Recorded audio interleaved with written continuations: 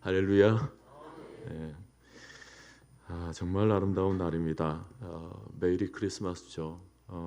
우리가 조금 전에 우리 중등부 우리 학생이 또 읽어주신 누가복음 2장 8절에부터 14절까지의 말씀은 성탄이 되면은 참 많이 읽혀지고 묵상이 되어지는 본문입니다. 읽을 때마다 참 새로운 감동이 생겨나는 것 같아요. 여러분들이 미리 살펴보셨는지는 모르겠지만 누가복음 2장은 처음 시작이 헤롯 대왕의 얘기로 시작합니다. 가이사 아구스토가 다스리는 총독부가 제일 먼저 나오죠. 총독부, 거대한 권력이 집중되는 곳입니다. 그때의 천하에 다 호적하라 하였는데 그 말은 자기 권력을 중심에 지금 모으는 겁니다. 온 사람으로 하여금 다 우리식으로 하면 뭐예요? 다 청와대 앞으로 와가지고 다 호적을 해서 등록을 다 해라는 거예요. 그래서 다 그 권력 밑으로 들어오라는 겁니다. 역사적으로 보면 여기 나오는 가이사 아구스토는 최고의 권력자 율리우스 왕의 조카라고 알려져 있는데 우리 아이들이 배우는 역사책에는 아우구스투스로 나옵니다. 당시에 로마의 권력이 얼마나 대단했던지 세계로 뻗어져 나가는 중심에 있었어요. 로마를 중심으로 이탈리아, 스페인, 이집트, 터키까지 모든 땅들을 다 점령해서 다스리는 나라가 로마였습니다. 근데 성경은 자세히 들여다보면 그 아우구스투스에게 초점을 두지를 않습니다. 대신 어디에다가 카메라를 비추고 있냐면 요셉과 그의 약혼한 마리아가 길거리를 헤매고 있는 장면으로 우리의 시선을 돌려놓고 있죠. 무슨 의미냐 하면 역사의 중심이 궁궐이 아니라는 것입니다. 볼륨 너무 크게 할 필요 없습니다. 제가 일부러 지금 천천히 하고 있어요. 일부러 약하게 아이들에게 너무 방방 뛰는 모습을 보이면 이런 예배에 아이들이 집중을 못하니까 처음에는 좀 천천히 할 거니까 그렇게 알고 조절을 좀 놔두시고 보십시오. 어디까지 했죠? 요셉과 그의 마리아의 모습을 비춰주면서 성경은 역사의 중심을 왕궁에다 두지 않고 자그마한 마구간으로 우리의 시선을 돌려놓고 있죠. 성경의 카메라가 곧 태어나게 될 예수 그리스도에게로 돌려놓습니다. 왜 여러분 동방 박사의 얘기 잘 아시죠? 헤롯 왕을 찾아갔던 얘기를 잘 아실 겁니다. 동방 박사들이 초자연적인 별을 따라서 하나님이 보여주시는 어떤 현상을 보고는 예루살렘까지 찾아왔습니다. 그리고는 헤롯 대왕에게 나아가서 유대인의 왕이 어디에서 났느냐 이런 질문을 던졌어요. 사람들에게 이런저런 수소문 끝에 헤롯 대왕에 다가가서도 그런 질문을 던졌습니다. 내용을 보면 헤롯 대왕을 찾아간 이 동방 박사의 얘기는 별다른 내용 없어요. 그냥 수천리길 걸어와서 유대인의 왕으로 태어난 구주의 누인 아기 예수를 찾아다가 그냥 경배를 하고 그냥 떠났다. 예물을 드리고 떠났다. 그런 얘기가 전부인 것 같죠. 그런데 동방 박사의 얘기를 통하여서 독자들에게 그리고 오늘날 우리들에게 보여주고자 하는 내용이 뭐냐면 이 세상의 왕이 누구냐라는 것입니다. 왕이 누구냐? 유대인의 왕이 어디에서 났느냐? 그 얘기를 듣고는 사람들이 모두가 다 수군거렸죠. 지금까지 왕이라고 그랬을 때 이 세상을 다스리는 왕은 헤롯 대왕이라는 것에 대해서 의의를 단 사람은 한 사람도 없었어요. 그런데 지금 유대인의 왕이 새롭게 태어났다라는 거죠. 사람들이 아주 깜짝 놀랐어요. 그런 사람이 있었나? 왕이 또다시 태어나는 건가? 정말 놀란 사람은 헤롯 대왕이었을 것입니다. 자기의 권력에 지금 도전을 하는 누군가가 태어났다. 그래서 성경에서는 소동한지라 그렇게 기록하고 있습니다. 온 세상이 소동하고 또 헤롯 대왕도 소동했다. 성경에서는 소동한지라라는 한 단어로 기록되어 있지만 그 말 속에는 아주 많은 의미가 담겨져 있습니다. 세상이 아주 들썩거리며 떠들썩거며 많은 동요가 일어났다는 거죠. 그러면서 헤롯도 정신을 지금 못 차리고 있는 것입니다. 참고로 여러분, 나중에 이 헤롯은 사도행전 12장으로 가게 되면 하나님이 치셔서 자그마한 벌레에 먹혀서 죽어버리고 맙니다. 너무나도 초라하게 죽어버리죠. 결국 성경이 보여주고 있는 모습이 뭐냐면 이 세상을 다스리는 사람은 왕이 아니라는 것입니다. 헤롯 왕이 아니라는 거예요. 이 세상을 다스리는 사람은 어떤 정치인이 아니라는 것입니다. 이 세상을 다스리는 사람은 어떤 돈을 가진 부자가 아니라는 것입니다. 여러분, 이 세상의 진정한 왕은 누구십니까? 천지를 지으시고 창조주 되시고 온 우주를 다스리시고 온 천하를 다 주관하고 계시는 만왕의 왕 예수 그리스도이신 것입니다. 지금 그분이 성령으로 이 땅에 오셨다는 거예요. 그리고 무리를 걸으시고 병든 자를 고치시고 또 풍랑을 잔잔케 하셨습니다. 그리고 생명을 다스리셨고 그분 스스로 죽은 자 가운데서 다시 살아나셨습니다. 이 세상은 그 누군가가 아니라 주 예수 그리스도가 만왕의 왕 만유의 주 되신다라는 것을 성경은 보여주고 있는 것입니다. 오늘 말씀은 그런 맥락에서 이어져 갑니다. 아우구스토가 시작되지만 더 이상 세상 권력에 관심을 보이지 않습니다. 성경은 대신 뭐예요? 아기로 오시는 예수에게로 모든 관심을 집중시키죠. 너무나도 평화로운 아기 예수 그리스도예요. 어느 날 천사들이 베들레헴 근교에 있는 목장에서 밤새 양을 치는 목자들을 찾아왔습니다. 그리고는 천사 중에 사자라고 하는 대표적인 천사가 이렇게 메시지를 전합니다. 무서워하지 말라. 내가 온 백성에게 미칠 큰 기쁨의 소식을 너희에게 전하노라. 한마디로 말하면 그때까지 세계 사람들이 한 번도 보지 못한, 듣지 못했던 기쁜 소식을 내가 가지고 왔다는 거죠. 그리고 다른 천사가 또 말을 합니다. 오늘날 다윗의 동네에 너희를 위하여 구주가 나셨으니 곧 그리스도 주시니라. 왜 이것이 기쁜 소식이냐? 이 세상을 구원하실 구원자가 오셨다라는 겁니다. 그러면서 이 구원자가 오셨다라는 것을 어떻게 알 것인가? 천사들이 또 가르쳐 주었습니다. 너희들은 가서 강보에 쌓여 구유에 누인 아기를 볼 것이니 그것이 너희들에게 표적이니라. 이 세상에 애가 태어나서 구유에 누워 있었던 적은 단 한 번도 없었습니다. 그 당시 아무리 가난한 사람이라 할지라도 마구간 구유물에 누워있는 신생 아기는 단 한 번도 없었어요. 근데 그런 아기가 지금 하나 있다라는 거예요. 그러니까 찾아가서 보라. 찾아보면 마구간 유물통에 누워있는 아기를 발견하게 될 테니까 그것 보고 그 아이, 그분이 예수 그리스도 구주라는 것을 알라, 그렇게 알려주는 겁니다. 천사들이 그 말을 듣고 베들레헴으로 막 달려가요. 그리고 마구간, 이 마구간, 저 마구간을 막 뒤져서 찾아다니면서 정말로 구유에 누워져 있는 아기가 어디에 있나 살펴보기를 시작합니다.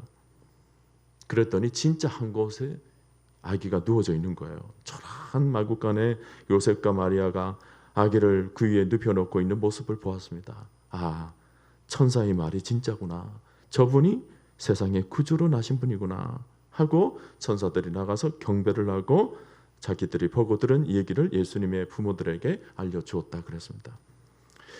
자, 이 얘기가 우리 주님이 오신 날의 모습인데, 제가 이 본문을 읽을 때마다 드는 생각이 뭐냐면 하나님의 탄생이라고 하기에는 너무 초라한 모습이라는 겁니다. 어떻게 하나님의 아들이 태어나시는데, 탄생하시는데, 적어도 하나님의 아들이시라면, 하나님이시라면 뭔가 영광스럽고 찬란하게 오셔야 되지 않습니까?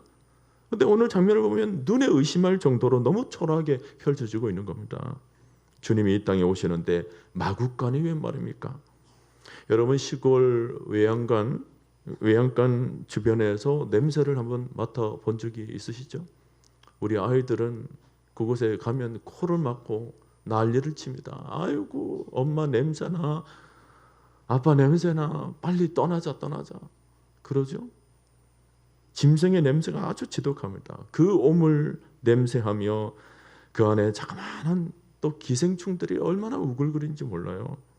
천장에는 쥐가 돌아다니고 그런 곳에 지금 강부 하나 깔아놓고 아기가 뉘어져 있다. 주님이 태어나신다 했을 때 여러분 이게 머릿속에 상상이 되십니까?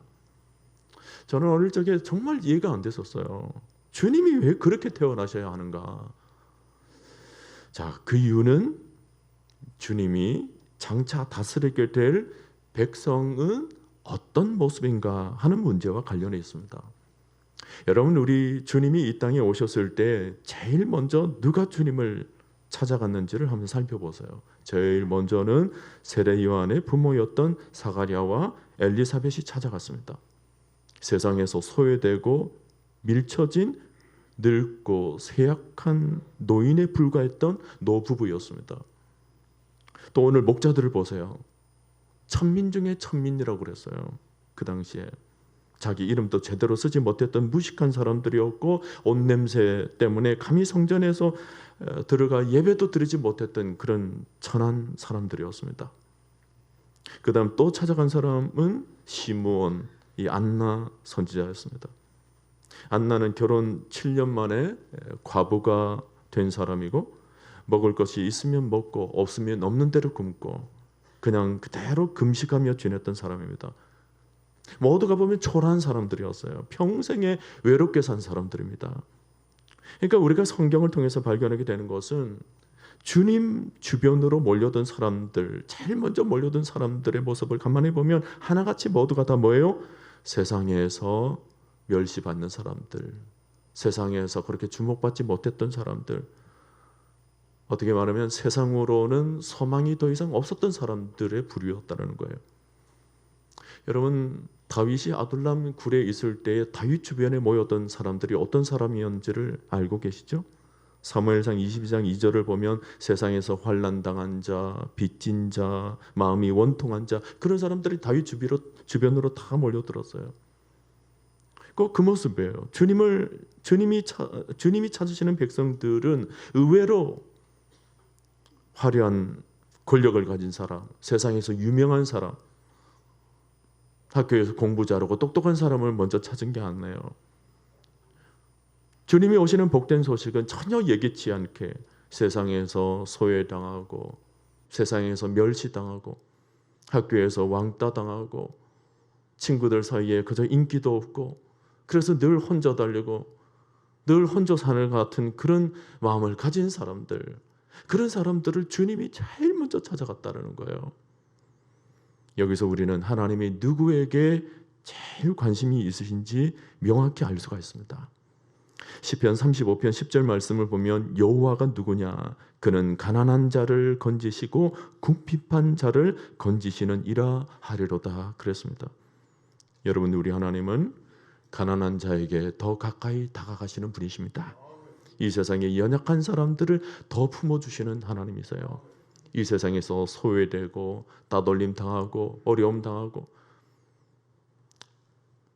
우리 아이들도 사춘기가 되어서 마음이 힘들 때가 있죠. 그런 마음을 제일 먼저 우리 하나님이 찾아가 주시는 것입니다. 찾아가 주셔서 뭐예요? 그를 안아주시고 축복해 주시고 아픈 부분 감사해 주시고 세상의 친구들은 자기에게 다가오지 않지만 하나님이 우리에게 제일 먼저 찾아와 주셔서 우리의 친구가 되어 주시는 것입니다. 주님이 마구간에서 태어나신 이유 너무나도 분명하죠. 주님이 만일 왕궁에서 태어나셨다면 가난한 계층에 있는 사람들이 어찌 왕궁으로 들어갈 수가 있어요? 어찌 주님을 찾을 수가 있습니까? 만일 주님이 청와대 같은 화려한 곳에서 태어나셨다면 이처럼 초라하고 세상적으로 소외당했던 사람들, 목자들, 그런 사람들이 감히 어찌 주님을 찾아갈 수가 있었겠어요? 불가능했겠죠.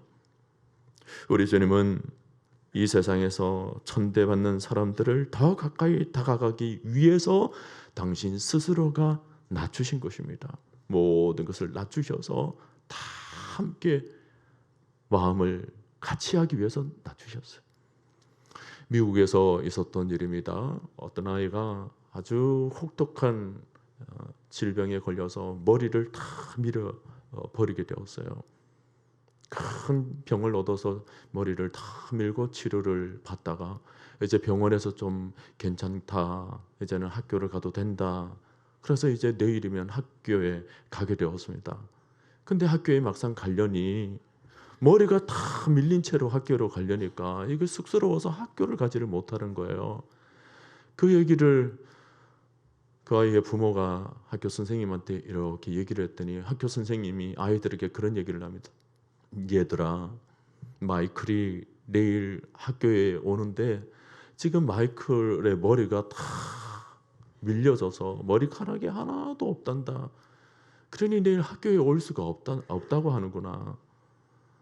그래요, 선생님? 그러면 우리 몇 명 친구들이 마이클의 집에 먼저 찾아가 볼게요 하고는 그날 아이들을 하교를 시켰습니다. 마이클의 친구 몇 명의 아이들이 집으로 들어가기 전에 이런 생각이 드는 거예요.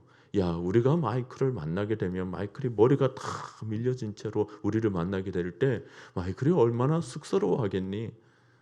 그러니 우리 이렇게 하면 어때? 우리도 머리를 다 밀어버리자. 아이들이 그 생각을 한 거예요.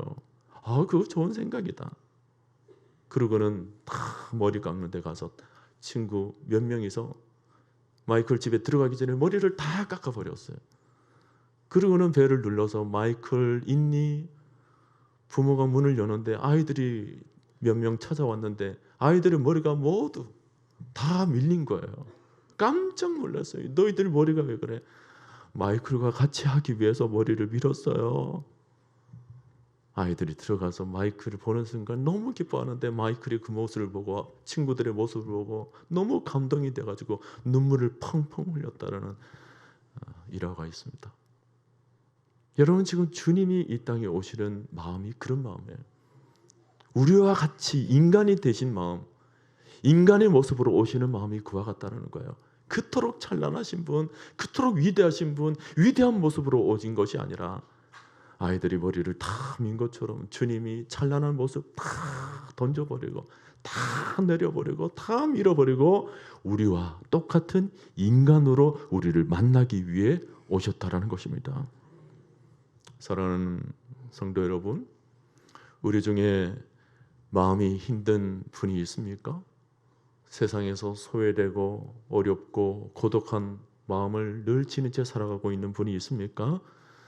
오늘 성탄으로 주님을 만나시기를 바랍니다. 주님이 여러분과 같은 삶에 놓여져 있는 분들을 가장 관심을 가지시고 찾아오신 분이십니다. 여러분, 오해를 하지 마세요. 주님이 그렇다고 해서 부유한 자들은 다 멸시를 하느냐? 그렇지는 않습니다. 우리 주님이 부유한 자들은 부유한 자들대로 주시는 은혜가 있습니다. 우리가 세상에서 성공하는 것도 아름다운 일이죠. 잘 사는 것, 부유하게 사는 것, 하나님의 축복의 하나임에는 틀림없습니다.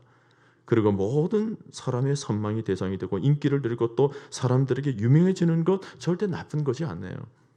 그러나 여러분, 우리가 한 가지 분명히 알아두어야 합니다.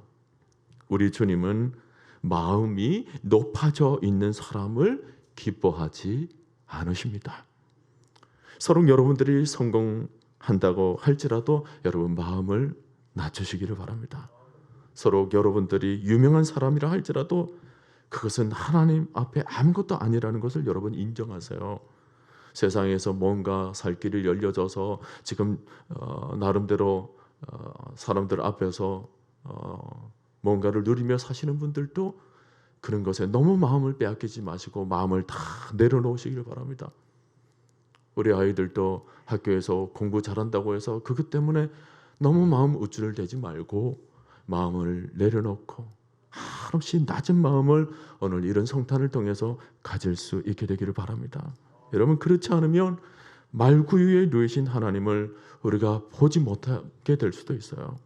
그분이 나를 구원하기 위해 이 세상에 오셨다라는 사실 앞에 조금 더 감격이 일어나지 않을 수가 있습니다. 마음을 낮추셔야 됩니다. 한없이 겸손하셔야 되는 것입니다. 제가 가끔 우리 성도들의 간증을 들어볼 때가 있습니다. 자기가 어떻게 해서 예수를 처음 만나게 되었는가 하는 간증을 들을 때마다 제가 놀라는 것은, 간증하는 사람들 중에 19은 다 하나같이 갑자기 집에 어려움이 생겨나서 그 어려운 시기에 주님을 만나게 되었다는 거예요. 갑자기 집이 가난해지게 되면서 하나님을 절대적으로 찾을 수밖에 없을 때 주님을 만나게 되었다는 것입니다. 또 어떤 사람은 사업에 실패해서 하나님을 만나게 되었다. 또 어떤 사람은 어려운 문제를 안고 하나님을 만나게 되었다. 우리 아이들도 평소에는 그냥 주일학교 가서 하나님이 있는지 없는지 몰랐다가 왠지 모르게 성적이 내려가고 그래서 비전이 없어지고 꿈이 없어지는가, 그랬을 때 하나님께서 찾아와 주셔서 꿈을 주시고 소망을 주셨다라는 그런 얘기를 듣고, 아, 하나님이 살아계시구나, 그걸 알게 되었다, 그렇게 고백하는 아이들도 있죠. 그러므로 내가 지금 가난해요? 여러분, 가난은 좋은 것은 아니에요. 그러나 한 가지는 알아두세요. 내가 지금 가난한 것 때문에 하나님께서 나를 먼저 찾아오셨다는 사실입니다. 내가 실패했기 때문에 하나님께서 나를 먼저 찾아오시는 것입니다. 내가 지금 연약하기 때문에 하나님께서 나를 제일 먼저 기억해 주신다는 것입니다. 병 나가지고 육신에 어려움이 있을 때 하나님께서 제일 먼저 찾아오셔서 나를 안아주신다는 거예요. 그러므로 우리에게 있는 모든 가난, 어려움, 질병, 고통, 마음의 아픔, 이 모든 것이 뭐예요? 다 하나님을 만나게 되는 도구들이 된다는 거죠. 오늘 초라한 마국간에서 아기 예수로 태어나신 구주 예수를 경배하면서 여러분들이 어떤 상황에 놓여져 있든지 그 상황으로 오늘 아기 예수님을 영접하게 되시기를 바랍니다. 우리 주님께서 위로해 주실 것입니다. 우리 주님께서 힘을 더해 주실 것입니다. 우리 주님께서 새 소망을 안겨다 주실 것입니다. 예수님 앞에서 교만한 자들은 절대로 주님을 경배할 수가 없습니다. 빌라도가 예수를 보고 거부 반응이 일어났던 이유가 뭐예요? 교만했기 때문이에요. 교만했기 때문에. 헤롯 왕이 예수를 보고 멸시한 이유가 뭐죠? 그 마음속에 교만으로 가득 차 있었기 때문에 그래요. 유대의 지도자들이 다 교만해서 예수님을 다 거부해 버렸던 것입니다. 오직 겸손한 자만이 주 앞에 나와서 주님을 경배할 수 있고 주님을 찬양할 수 있고, 오직 겸손한 자만이 주님으로 인해서 기쁨을 누리게 되는 것입니다. 브라질의 리오데자네이로에 가면 예수의 동상이 높이 세워져 있습니다. 여러분 아마 TV나 언론에서 보셨는지 모르겠어요. 이렇게 해서 예수의 동상이 아주 높은 곳에서 세워져 있는데, 그 동상 앞에 마당에서 그 동상을 바라보면서 사진을 찍는데 아주 묘한 의미를 지니게 되는 사진 각도가 있어요. 사람들은 거기 서서 사진을 찍는데 그 예수의 동상의 사진을 찍을 때 그냥 우두커니 서서 찍으면 절대 동상이 안 담긴다는 거예요. 동상이 펼쳐져 있는 마당에서 하루씩 카메라를 낮춰서 땅 바닥까지 낮춰가지고 사진을 찍을 때 동상의 모습이 다 나오도록 딱 각도를 그렇게 만들어 놨다는 거예요. 무엇을 의미합니까? 예수님을 바라보는 마음은 한없이 겸손해져야 된다는 거예요. 낮아져야 된다는 것입니다. 오늘도 마찬가지예요. 이런 예배를 누가 들을 수 있습니까? 교만한 자는 절대 들을 수가 없어요. 세상에 내 힘으로, 내 의지로, 내 생각으로, 내 능력으로, 우리 아이들도 내 머리로 내가 공부해서 성공할 거다, 그렇게 생각하는 사람은 절대로 이런 자리에 나와서 하나님 앞에 예배할 수가 없습니다. 누가 이런 자리에 와서 하나님 앞에 경배하며 찬양하며 감사하며 기뻐하며 예배를 드릴 수 있는가? 마음이 겸손한 사람입니다. 한없이 마음을 낮아져서 하나님이 아니면 내가 살아갈 수가 없습니다. 하나님이 아니면 내가 공부도 할 수도 없습니다. 하나님이 아니면 내가 청년이지만 힘이 있다고 해서 내가 성공하는 것이 아니라 하나님이 아니면 내가 세상을 살아갈 수가 없습니다. 하나님 나를 이끌어 주시옵소서. 나를 만나 주시옵소서. 그런 마음을 가진 사람이 오늘 이런 예배를 드릴 수가 있는 것입니다. 우리 예수님은 이런 겸손으로 마구간에 태어나셨습니다. 그리고는 이런 겸손으로 일평생을 사시는 것입니다. 훗날 겸손히 나귀를 타셨고 겸손히 모든 사역을 감당하셨고 그리고는 나중에 겸손히 십자가를 지셨습니다. 그분의 뜻대로가 아니라 하나님의 전적인 뜻대로 그대로 순종하며 따라가 겸손히 십자가를 지신 것입니다. 주님은 일평생을 겸손으로 그와 같이 구원의 길을 만드셨고 그 겸손으로 우리를 구원하신 것입니다.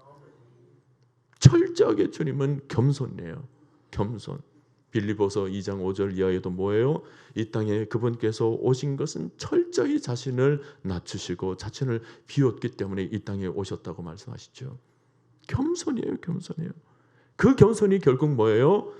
하나님께는 큰 영광이 되고 이 땅에는 한없이 주의 평화, 주의 평강이 가득하도록 만드는 복된 길이라는 거죠. 그러므로 성탄을 맞이하는 우리에게도 기도 제목이 있어야 될 것 같습니다. 주여, 오늘 아기 예수 앞에서 나의 마음을 한없이 낮추어지게 하여 주시옵소서. 내 마음을 한없이 겸손하게 만들어 주시옵소서. 여러분 가정에 가서도 부부가 한없이 겸손해 보세요. 한없이 서로를 위하여서 서로에게 한없이 낮춰진 마음으로 살아간다면 부부의 갈등이 일어날 일이 없어요. 그저 가지고 겸손하게 나는 부족합니다. 여보 나는 늘 부족해요. 나는 아무것도 안 해요. 내가 결혼한 것은 당신에게 배우기 위해서 결혼한 거예요. 가르쳐줘요. 가르쳐줘요. 겸손해봐요. 부부싸움이 왜 일어나요? 천 가지 만 가지로 부부싸움이 일어난 곳에 가보면 뭐예요? 하나같이 다 내가 잘났니? 네가 잘났니? 내 집안이 더 높니? 네 집안이 더 많이 가졌니? 그거 자랑하다가 다 갈등이 일어나는 것 아닙니까? 왜 아무 대답도 안 하세요? 여러분 겸손해지시길 바랍니다. 부부가 겸손해지시길 바랍니다. 우리 아이들도 학교에서 공부 잘하는 비결 가르쳐 드릴까요? 우리 아이들 다 어디 갔어요? 자고 있어요? 학교에서 공부 잘하는 비결은요, 딴 거 없어요. 겸손이에요. 겸손하면 공부 잘하게 되어 있어요. 아이들이 공부 못하고 삐딱하게 나가는 것은 내가 저 선생님한테는 배울 게 없어. 그래 버리면 귀를 딱 닫아버리고 마음을 딱 닫아버리니까 공부가 들어오나요? 선생님이 가르치는 게 들어오나요? 안 들어와요. 그런데 학교에 가서 모든 선생님한테 내가 다 배워야 되겠다. 겸손하게 내가 다 배워야 되겠다. 저 선생님은 저것으로 배우고 이 선생님은 이런 내용으로 배우고 다 그런 마음으로 가게 되면 못 배울 게 없어요. 다 배워요. 아이들이 교만한 아이들 보면은 이 책을 보고 이 책 마음에 안 들어 툭 던져버리고 저 책 지웠다가 조금 공부하다가 이 책 별로 재미가 없네 툭 던져버리고 그러니 공부가 안 되죠. 책을 다 보고 이 책에도 내가 뭔가 배울 것이 있다 하고 처음부터 꿋꿋하게 끝까지 공부를 하다 보면 하나님께서 지혜를 주실 줄로 믿습니다. 지식의 영을 부어주실 줄로 믿습니다. 그러니 뭐예요? 이 세상을 평화롭게 살아가는 방법이 뭐예요? 하나님께 크게 영광을 돌리는 방법이 뭡니까? 오늘 마구간에서 태어난 아기 예수를 본받는 것입니다. 겸손히 마음을 낮추고 겸손히 이 세상을 살아가는 거예요. 사랑하는 성도 여러분, 오늘 성탄 주일 이런 예배를 드리면서 여러분의 모든 마음이 하나씩 겸손으로 나가시고 그리고 교회 안에서도 서로가 서로를 향하여서 겸손으로 대하십시오. 겸손으로 하나씩 낮아져서 겸손으로 나아갈 때 하늘에는 영광이요, 이 땅에서는 하나님의 기뻐하심을 입은 사람들 중에 평화로다. 우리 교회가 평강이 넘치게 될 줄로 믿습니다. 상처가 없게 될 줄로 믿습니다. 아픔이 없게 될 줄로 믿습니다. 온 성도들이 다 겸손으로 나아갈 때 하나님께서 우리 교회를 통하여서 큰 영광 받으시고 큰 은혜를 내려주시고 그리고 온전히 주의 평강, 주의 평화만이 가득 채워져서 주 앞에 큰 영광 돌리는 복된 교회, 복된 공동체 이루어가게 될 줄로 믿습니다. 오늘 여러분 하루 종일 있으면서 이런 은혜로 사시고 이번 한 주간도 이런 평강의 복을 마음에 가득 담아서 여러분이 있는 곳에 한없이 하나님의 영광과 하늘의 평강을 복되게 흘러 넘치도록 나눠주는 은혜가 있게 되기를 주님의 이름으로 간절히 축원드립니다.